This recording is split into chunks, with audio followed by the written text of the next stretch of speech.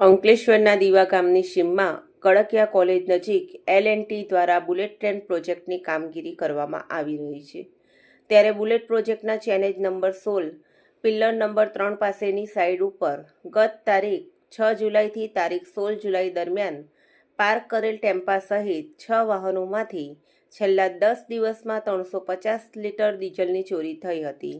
જે અંગે security officer Harishchandra રાઠોડે શહેર એ ડિવિઝન પોલીસ મથકમાં 33,600 રૂપિયાના 350 લીટર ડીઝલની ચોરીની ફરિયાદ નોંધાવી હતી.